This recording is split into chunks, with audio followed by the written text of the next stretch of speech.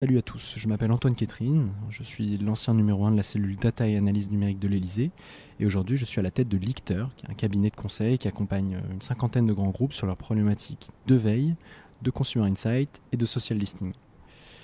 Comme vous, je pense que j'ai entendu à peu près tout et n'importe quoi sur ces outils de social listening, mais après avoir interviewé les plus grands responsables de social listening, notamment en France, au UK et aux US, que ce soit du côté des outils ou des annonceurs, je constate que la même question revient systématiquement et cette question c'est j'ai un outil de social listening en interne, comment faire pour augmenter son adoption et globalement augmenter son impact. La vérité c'est que derrière ça il y a énormément de professionnels du marketing, de la veille, des consumer insights qui n'ont pas vraiment pris le temps de maîtriser ces outils ultra puissants. Ça va aboutir à des résultats qui sont décevants par rapport au coût de l'outil ou par rapport aux attentes créées par l'implémentation d'un outil de social listening. Ça va aussi aboutir à des performances qui sont très variables entre deux marchés, entre deux business units, entre même deux utilisateurs. Et globalement, on a une sensation de flou, on ne sait pas toujours quoi faire pour améliorer la situation. C'est pour ça qu'on a décidé de condenser avec toute l'équipe dans un seul webinaire les 10 techniques les plus actionnables pour augmenter l'adoption et l'impact de votre outil de social listening dans un grand groupe.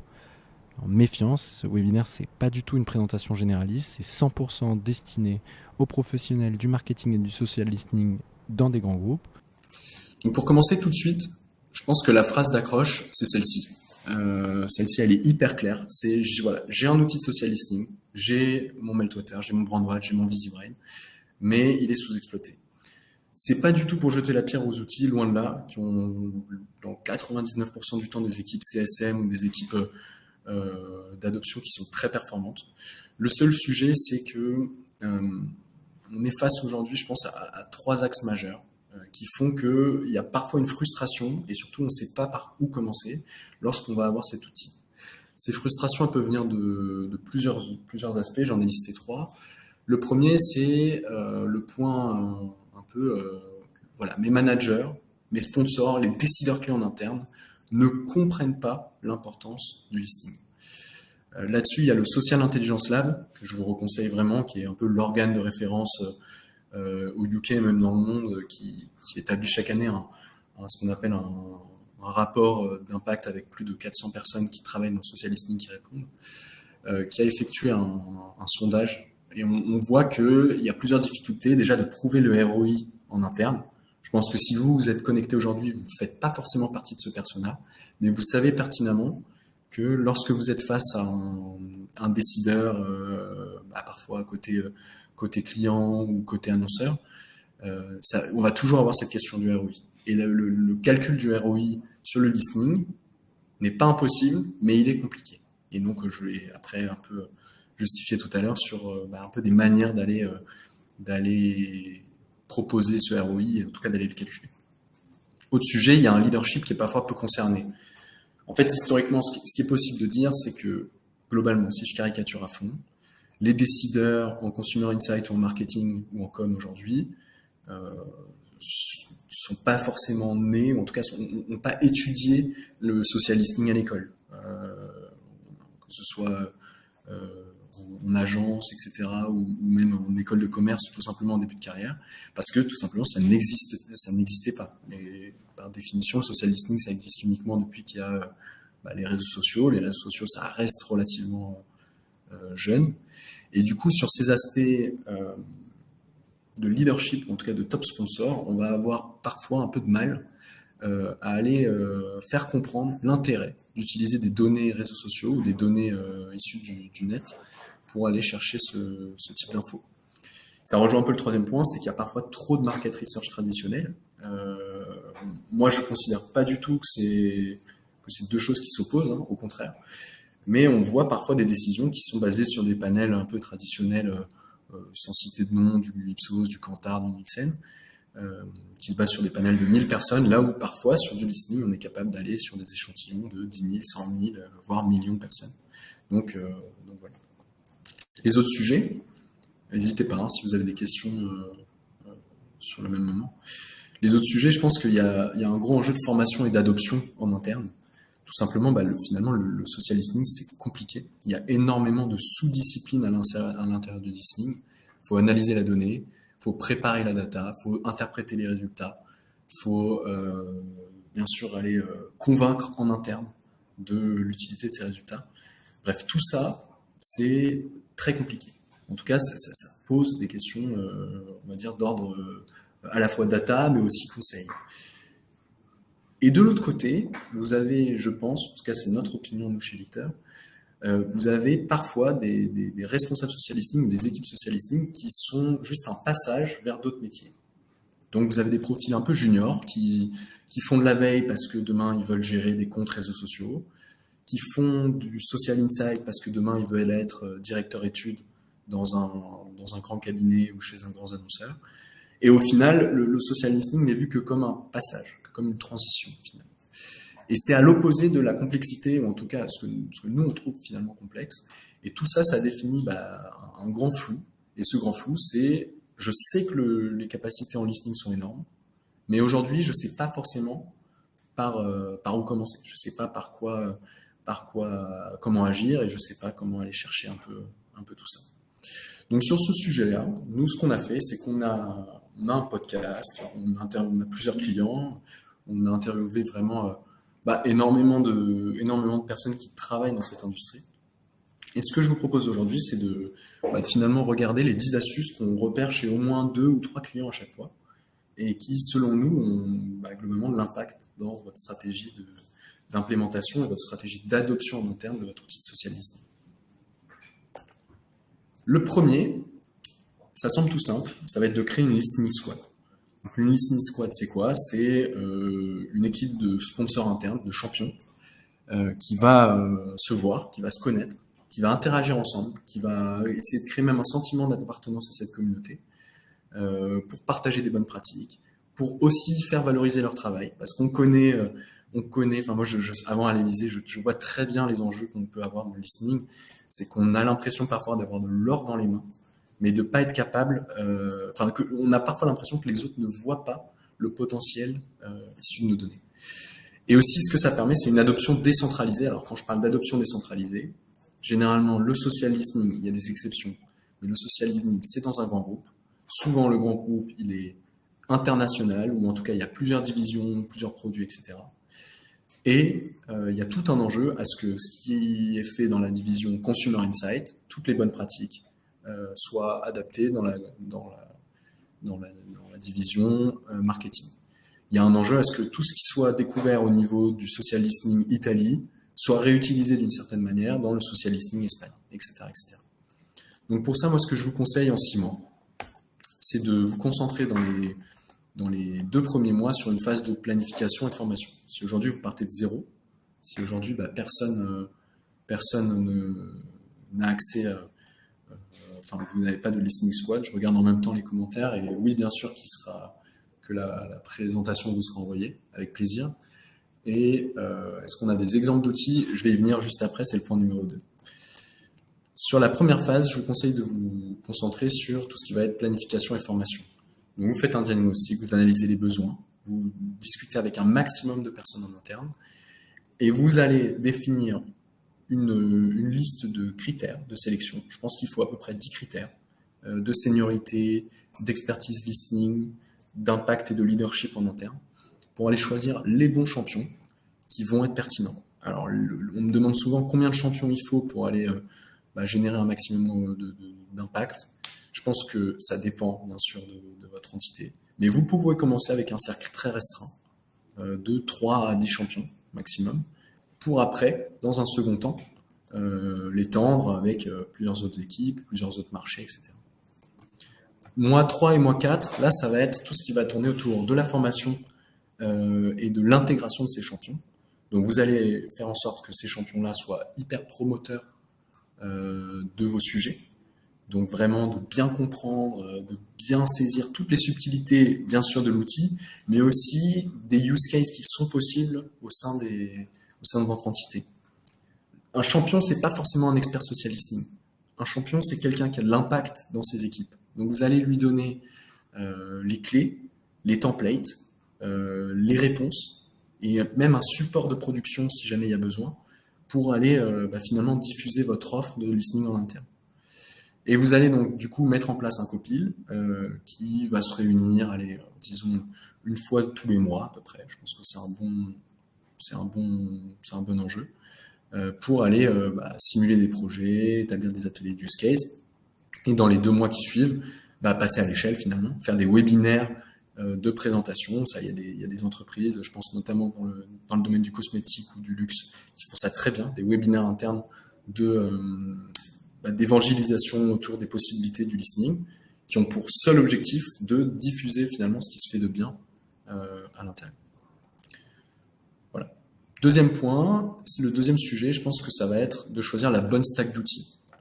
Donc aujourd'hui, le but, c'est pas de trancher est-ce que Brandwatch c'est mieux que Talkwalker, est-ce que VisiBrain c'est mieux que Radarly. Pas du tout.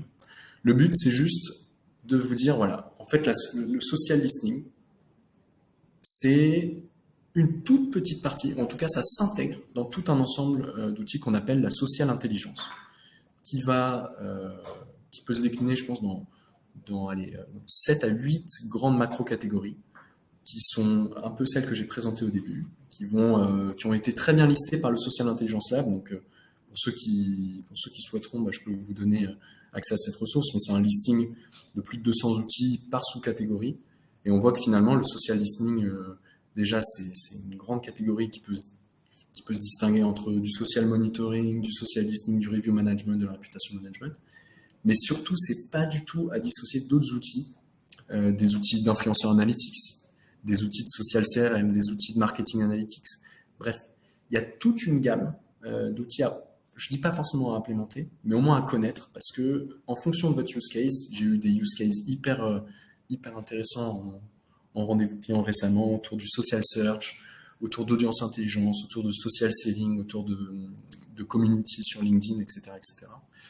Il faut connaître ça à minimum si vous êtes chargé d'aller pousser de l'implémentation de votre outil principal. Il faut connaître la bonne stack qui va permettre d'interagir là-dessus. Donc avec plaisir après pour ceux qui demanderont de vous donner accès à ces ressources. Un autre sujet, c'est l'aspect formation. Alors, qui dit adoption dit formation. Vous devez faire en sorte que vos produits soient diffusés, et vous devez aussi faire en sorte que ce soit que l'outil soit manipulable par tout un chacun, soit que les analyses soient interprétables par votre cible. Et donc là-dessus, moi, ce que je conseille, c'est d'utiliser des plateformes de e-learning. Bon, ça, c'est très classique, vous en avez tous, je pense, dans vos sujets. Mais non pas sur l'outil, mais bien sur l'outil appliqué au contexte de votre entreprise. Donc là-dessus, ce qui marche très bien, selon nous, c'est quelque chose qui s'appelle l'adaptative learning. C'est du e-learning, mais où toutes les interactions de l'apprenant vont être calculées en temps réel et vont vous permettre finalement d'ajuster le contenu que l'apprenant va voir, finalement que votre cible va voir. Si vous travaillez demain chez L'Oréal, vous devez, si vous êtes en Customer Insight Management, Customer Insight, et que vous avez beaucoup de problèmes et beaucoup d'enjeux autour de la cartographie de communauté, la plateforme doit automatiquement vous proposer des livrables qui vont être adaptés à ce use case. Là-dessus, je pense que la stack outil qui est hyper pertinente, on a de la chance aujourd'hui, je trouve, collectivement, de vivre avec le boom de l'IA. Je vous en ai listé 3 qui sont très, très performants, sur lesquels nous, on utilise et on déploie ça chez les clients lorsqu'ils nous demandent. Vous vous aidez de ChatGPT pour concevoir un plan pédagogique. Vous réalisez des vidéos de formation en quelques clics avec Agen. Et vous intégrez tout ça dans un logiciel d'adaptative learning qui va s'occuper de customiser pour chaque apprenant en temps réel ce que finalement l'apprenant va voir. Je vous ai fait un exemple. Donc ça, je pense que je ne vais pas cliquer, mais en gros, dans la présentation, pour ceux qui voudront la regarder à froid, j'ai listé un peu une formation vidéo IA et social listening qu'on va donner à nos clients et vendre pour les autres. Où en moins de 10 heures, finalement, on a généré des heures et des heures de contenu d'application de l'intelligence artificielle au profit du social listening. Et vous avez une formation qui est live en 10 heures. Je pense que dans un contexte grand groupe, il faut peut-être prévoir 15 à 20 heures parce que forcément, il y a des validations internes, parce que vous avez d'autres enjeux politiques et de déploiement technique qui peuvent être liés. Mais tous ces outils-là sont intégrables sur votre plateforme de e-learning de votre entreprise. Si demain vous êtes avec votre LMS classique, ça vous allez pouvoir l'intégrer, c'est facile. Nous on le fait, d'autres le font et ça marche très bien. Autre sujet. Alors, c'est un point crucial qu'on appelle chez Meltwater de monitoring, car le GTD ne donne qu'un seul champion sur l'outil qui repose d'adaptation. Alors, désolé, je rebondis là-dessus peut-être un peu tard, mais je suis complètement d'accord avec ce point-là. En fait, il y a tout un enjeu, je pense, à définir entre votre champion, qui est parfois juste la personne qui a signé le contrat ou la personne qui utilise le plus l'outil, etc., avec les utilisateurs clés ou en tout cas les évangélisateurs en interne. Et ça, cette distinction, elle est hyper cruciale. Il y a toujours, bien sûr, un chargé de projet.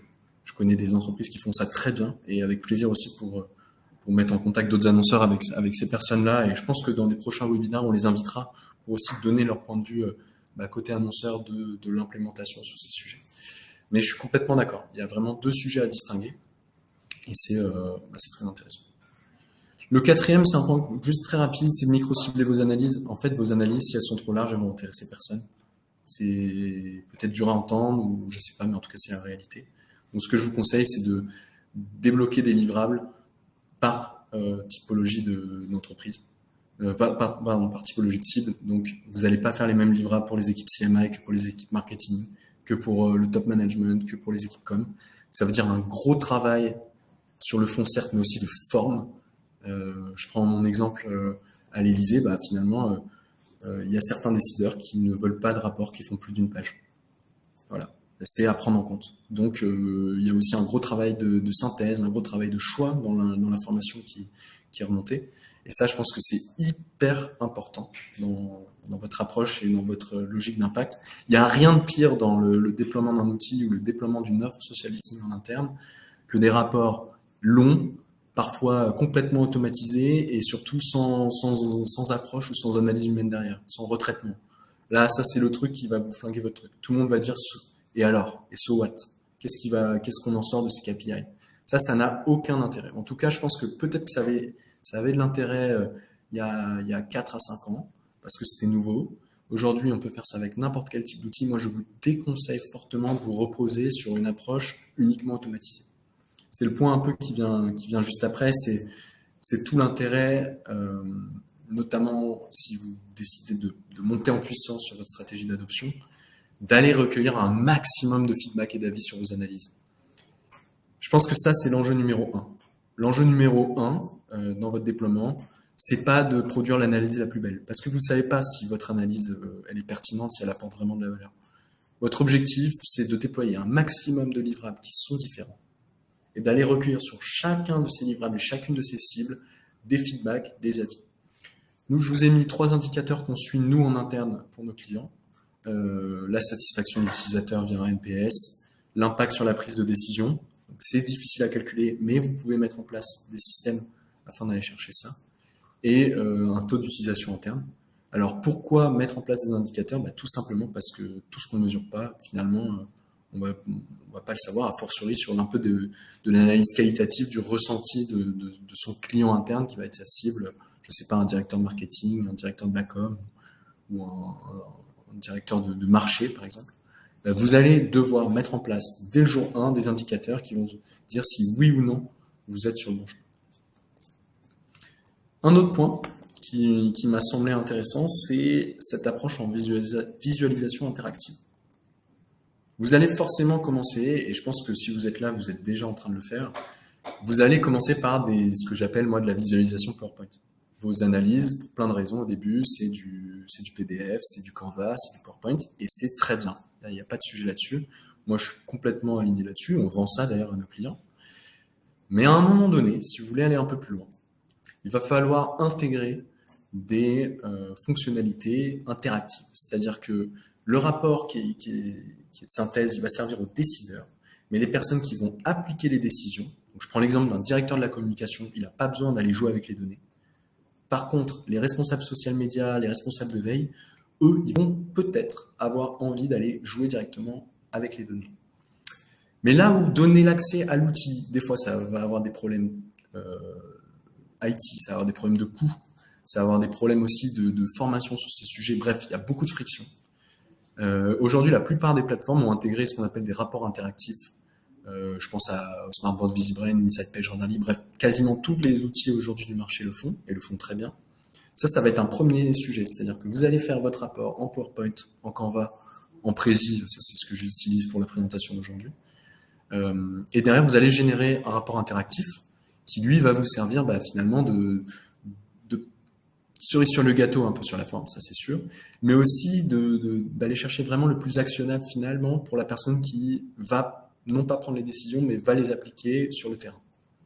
Et enfin, et ça c'est je pense le niveau 3, ça se fait pas en un jour, mais si vous voulez vraiment aller pousser l'adoption de votre offre de social listening en interne si vous êtes annonceur, il va falloir à un moment donné se poser la question d'aller extraire des données de votre outil de social listening et de les réinjecter dans votre outil de business intelligence qui est déployé à l'échelle du groupe, sur Power BI, sur Tableau, sur Looker, sur Data Studio, pour finalement aller permettre aux grands décideurs, aux COMEX de votre boîte, aux directeurs financiers, aux directeurs marketing, monde de votre société, d'aller mélanger ça avec d'autres sources de données. Et ça, si vous restez sur une approche uniquement listening, ça va être compliqué. Donc moi, je vous conseille vraiment d'adopter ça en 3 phases. C'est normal si aujourd'hui, vous n'avez pas le Power BI magnifique, interactif qui est connecté, c'est normal, parce que c'est complexe. Mais je pense qu'il faut garder ça dans la vision, d'avoir, in fine, pour objectif de mettre en place ce type de sujet. Et il y a des plateformes de social listening d'ailleurs qui proposent des API presque natives vers ces logiciels de BI. Donc voilà, vous n'avez plus d'excuses. 7e point sur 10, hybrider vos données. Ça rejoint exactement ce que j'ai dit. En fait, je pense que si vous êtes là, et n'hésitez pas à partager dans le chat vos témoignages un peu. L'objectif, je pense, de ce webinaire, c'est aussi de discuter. Si vous êtes là, je pense que vous vous êtes rendu compte assez vite que si vous restiez sur un scope 100% listening, sans mélanger ces données-là avec d'autres types de données, vous allez limiter votre impact. Si vous ne vous retrouvez pas dans les rapports de pilotage, du COMEX, de décision, de planning strat, etc., vous n'allez finalement pas avoir l'impact que vous méritez. Et vu que n'importe quelle donnée, aujourd'hui, tout le monde pense, et on a fait un épisode de podcast avec Philippe Lemagresse, directeur général adjoint de Opinionway, donc institut de sondage, que je vous invite à écouter si jamais ça vous intéresse. Je pense que peut-être, Lune, si tu veux le mettre dans le lien dans le chat de cet épisode. Mais en gros, ce qui est intéressant là-dessus, c'est que aujourd'hui, la vraie valeur, elle se situe pas dans l'accès à la donnée. La donnée, elle est plus ou moins accessible pour tout le monde.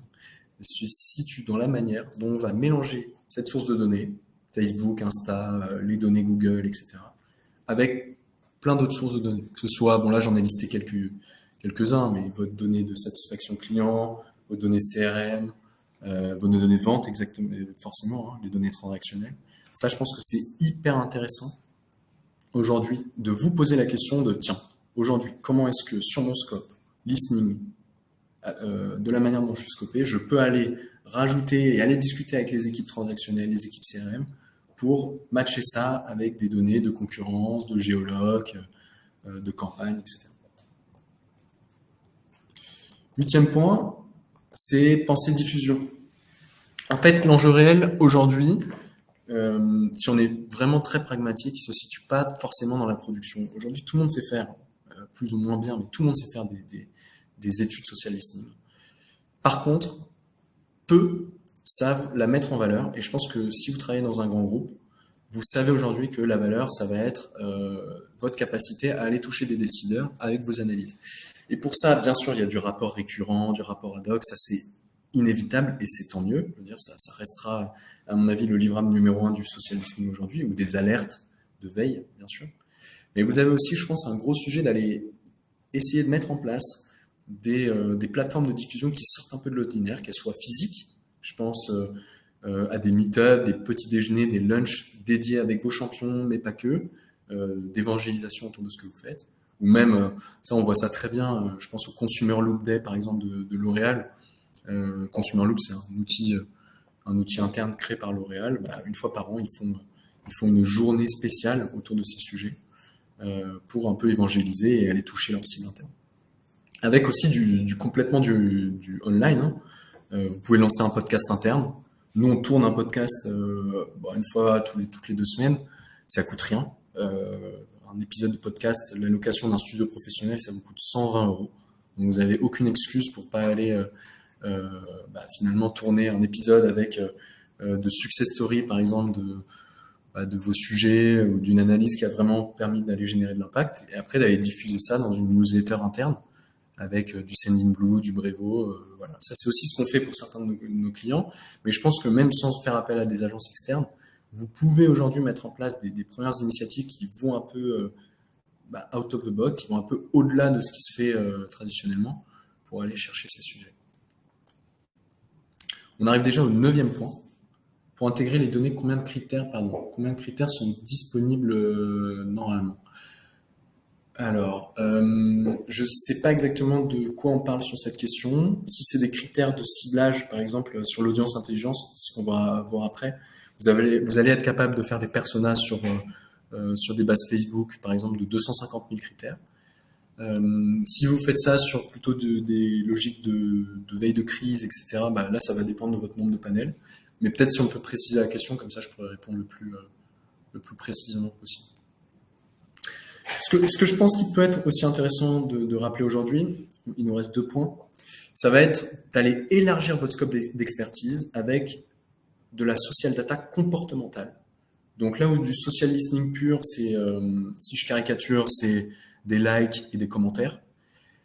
Ce qui est intéressant, c'est qu'en ligne, vous allez être aussi capable d'aller déceler des choses que personne ne voit. Je vais vous donner un exemple hyper concret. Moi, je suis fan à titre personnel de Formule 1. Voilà, je suis allé voir des grands prix. Je scrolle quand je suis tout seul chez moi. Je scrolle un peu plus lentement sur du contenu lié au pilote de Formule 1 Lewis Hamilton. Mais par contre, à aucun moment dans ma vie, je vais dire sur Twitter ou sur Insta que je vais jamais dire j'aime la Formule 1. Et ça, c'est dommage parce qu'en fait, on estime qu'il y a entre 1 à 3% des données qui sont visibles, qui sont captables via du listening. Et ce 99 à 97% restant, il est invisible, mais pourtant, il est aussi captable via d'autres approches de social intelligence. Donc, je vous en présente rapidement 2. Le premier, c'est ce qu'on appelle le Social Network Analysis. Donc là, vous avez un exemple d'écosystème numérique à gauche de Leroy Merlin et à droite d'un concurrent un peu plus tech mano-mano. Je vous passe la méthode derrière. Je pense que soit vous êtes ici, vous êtes très familier de ces approches et vous savez ce qu'il y a derrière. Ce qu'il faut juste retenir, si jamais vous n'avez jamais vu des cartographies comme ça, c'est qu'on va représenter des gens. Une personne devient un point. Donc moi, si je suis abonné à Leroy Merlin, je deviens un point. Et on va lister tous ces points, donc tous ces abonnés, on va les rapprocher en fonction de leur centre d'intérêt et de leurs interactions communes. Pour faire très simple, pour schématiser à fond. Je sais que les puristes dans le chat vont grincer des dents lorsqu'ils vont entendre cette définition, mais juste dans ce cadre-là, c'est ça. Et vous allez être capable d'aller vraiment zoomer à l'intérieur sur finalement quel compte compose quelle communauté, jusqu'à l'échelle du nom. Ça en termes de détection d'influenceurs, de création de personas, de média planning. Ça va vous permettre derrière d'aller choisir les bons partenaires, d'aller vraiment comprendre qui compose une communauté, etc., etc. Et un autre sujet, là, si je reprends par exemple l'exemple de Mano Mano, on voit qu'il y a une grosse communauté ici, tech, de 880 comptes, et une grosse communauté brico-déco. Et la question, c'est comment est-ce qu'on va faire en sorte d'aller mobiliser ces 2 communautés à la fois. Finalement, quels sont les liens entre ces 2 communautés? Si on zoome entre les 2 communautés, l'intersection, c'est des comptes finalement qui tournent autour de la domotique. Donc domoblog.fr, DomoneGeek, etc., etc. Ça, voilà, je vous passe vraiment le sujet là-dessus, mais c'est une première manière d'aller finalement comprendre qui sont vos communautés, qui s'expriment sur un sujet, quel influenceur activé, quel persona, etc., etc. Une autre source, ou en tout cas un autre use case qui intéresse beaucoup les directions stratégiques, même les directions en général, c'est-à-dire que nous, assez rarement, mais finalement ça arrive, on intervient au niveau Comex Monde de certaines grandes entreprises qui ont leurs produits pour pas les citer, qui ont leurs produits chez Sephora, ou qui sont très connus dans le monde du transport, voilà, pour faire très simple. Sur ces aspects-là, vous allez être aussi capable d'aller mobiliser une autre source de données. Donc je reprends l'exemple. Facebook, vous pouvez faire du social listening sur Facebook ou sur Insta, mais vous pouvez aussi vous servir de ce que Facebook connaît de votre cible. Donc Facebook, en fait, les méta, donc tout ce que vous faites sur WhatsApp, enfin tout ce que vous faites sur Facebook, Insta et tout ce que vous faites sur des sites web qui ont le pixel Facebook va être traqué. Et ça permet de dire à Facebook que par exemple, il y a 72 millions de personnes à l'échelle monde qui ont porté un intérêt pour la marque Peugeot. Des critères comme ça, vous en avez 250 000 sur Meta. Et donc finalement, sur ces 250 000 critères Meta, ce que vous allez pouvoir voir, c'est, je passe très vite, parce que vous allez pouvoir avoir accès à finalement qui sont ces gens. Donc vous pouvez faire ça sur des gens sur lesquels vous avez des données. Donc vous mettez une base d'email ou une base de visiteurs de sites internet et on va être capable de créer des personas à 10 000 critères de ces gens-là. Ou même des gens sur lesquels vous n'avez pas de données. J'ai un exemple hyper concret à vous montrer qu'on a fait pour Nestlé Friskies vs Whiskas pour aller voir finalement comprendre qui est une cible, quelle est votre cible, comprendre quels sont leurs réseaux sociaux préférés, quels sont leurs médias préférés, quels sont leurs centres d'intérêt, est-ce qu'ils sont sensibles à l'écologie, etc., etc. Là-dessus, j'ai un exemple hyper concret, donc c'est Friskies Whiskas aux US. Donc là, vous avez 330 millions de personnes qui sont présentes, qui vivent aux États-Unis, qui ont plus de 18 ans. Et vous en avez 266 millions qui sont présents dans les bases Meta. Donc là, on sort de données auxquelles vous êtes peut-être habitué en listening pur, parce que là, on est vraiment sur des volumes qui n'ont rien à voir. Je pense que si vous êtes familier de panels traditionnels type du Kantar, c'est aussi une ordre d'échelle qui est complètement différente. Parce que là, on va être capable d'analyser un panel de 17,9 millions, je dis bien millions, de personnes qui sont résidents US et qui portent un intérêt pour Friskies. Et tout l'enjeu de l'analyse derrière, ça va être de finalement différencier ces 17,9 millions de personnes qui ont un intérêt pour Friskies avec un de leurs concurrents, en l'occurrence les 19,1 millions de personnes qui ont un intérêt pour Whiskas. Sur ces sujets, vous avez des données socio-démo auxquelles je vais passer très rapidement parce que finalement, c'est pas là où se situe la valeur selon nous. Mais vous allez voir que finalement, Friskies, Whiskas, ils ont le même âge, ils ont la même répartition de femmes, ils ont globalement leurs enfants au même âge, etc., etc.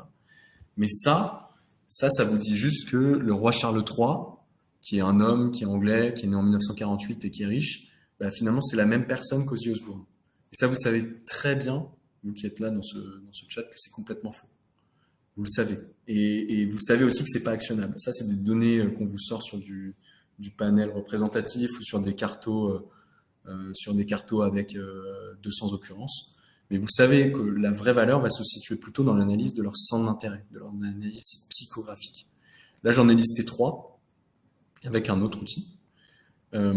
Exemple ici, c'est leur sensibilité par rapport à la nourriture. Et ce qu'on voit ici, donc en dessous de la ligne rouge, c'est une sensibilité qui est inférieure par rapport à Whiskas. On voit ici que les fans de Friskies sont beaucoup moins fans de faire leur nourriture eux-mêmes, de cuisine, par rapport aux fans de Whiskas. Donc ça, en termes d'ads, d'e-commerce, de cross-sell, ça va être une valeur qui a beaucoup de valeur pour les directions en question. C'est une valeur que vous pouvez aller chercher. Autre sujet, vous pouvez avoir des informations sur du pouvoir d'achat. Donc finalement, là, ce qu'on peut voir ici, c'est que les fans de Whiskas, il y a une surreprésentation de personnes qui ont un plus faible pouvoir d'achat, mais qui, comparé à Friskies, sont beaucoup plus désireux, beaucoup plus envieux d'un lifestyle luxueux. Donc il y a une sorte de paradoxe que vous pouvez comprendre grâce à l'audience intelligence, qui vont énormément intéresser vos équipes pricing, communication, ads, etc. Et enfin, vous avez, on va dire, de la recherche d'influenceurs. Vous allez savoir que Brad Pitt va être plus pertinent. Et vous allez savoir, par exemple, aussi, si je prends un exemple, quel va être leur média préféré. Là, vous voyez que la bulle réseaux sociaux qui est en rouge ici, elle semble peu pertinente pour aller targeter du Friskies. Mais si on zoome à l'intérieur de cette bulle réseaux sociaux, on voit qu'en fait, Instagram et Spotify se distinguent énormément. On peut même zoomer à l'intérieur, pour caricaturer. Vous allez savoir leur style de musique préféré.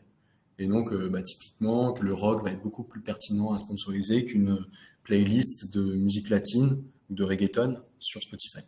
Ça, c'est des informations qui sont vraiment très, très, très actionnables pour beaucoup de sujets et qui intéressent globalement toutes ces équipes-là. Vous pouvez le faire sur l'ensemble du cycle de vente, que ce soit des personnes qui portent un intérêt pour Friskies, avec des personnes qui vont visiter le site internet de Friskies, des personnes qui ont acheté du Friskies, et finalement des personnes qui sont abonnées à la page Friskies. Et ça, vous allez pouvoir finalement comparer toutes ces personnes.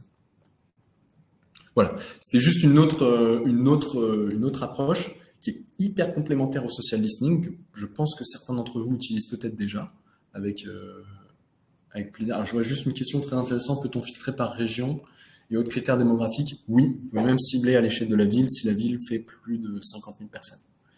Donc oui, c'est possible. Vous pouvez comparer plusieurs marchés. Ça, généralement, pour des personnes qui travaillent dans une approche multimarché, ça va avoir énormément d'intérêt parce que ça va vous permettre de visualiser avec la même base de données ce qui vont différencier plusieurs marchés, votre pénétration, votre affinité de marque, etc.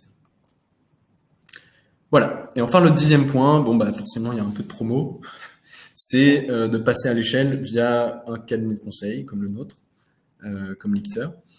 Nous, on est hyper transparent là-dessus. En fait, nos pricing sont publics. Il y a une offre en ce moment de webinar pour vous qui êtes présents dans ce call-là. En fait, notre offre, c'est qu'on vous accompagne sur tous les sujets qu'on a évoqués là-dessus. On vous fait des études en illimité avec des experts qui font que de la social data. Donc, on a été reconnu par le Social Intelligence Lab comme les 50 personnalités qui marquent le monde de la social data à l'échelle mondiale. Et en fait, on vous fournit des études en illimité. La seule limite qu'on met, c'est de faire une étude à la fois pour finalement prioriser le sujet et nous aussi nous adapter, etc., etc. Écoutez, on arrive à la fin de ce webinaire. Moi, j'ai pris beaucoup de plaisir à le préparer. Je pense qu'on est en petit comité aujourd'hui, donc si vous avez des questions, même si vous avez un peu de feedback is a gift. Donc moi, je suis très preneur de finalement d'en savoir un peu plus sur ce que vous en avez pensé. Si vous avez des questions, je vais essayer d'y répondre aussi. Et n'hésitez pas aussi. Nous, on cherche beaucoup de gens pour animer ce type de rendez-vous. On a envie d'en faire de plus en plus parce que ça nous plaît et parce que on a des gens qui nous contactent. On trouve des clients grâce à ça. Je ne le cache pas. Donc, n'hésitez pas si vous avez la moindre question. Merci beaucoup. Et je vais rester quelques minutes si jamais vous avez des questions. Mais sinon, je vous souhaite une excellente journée à vous.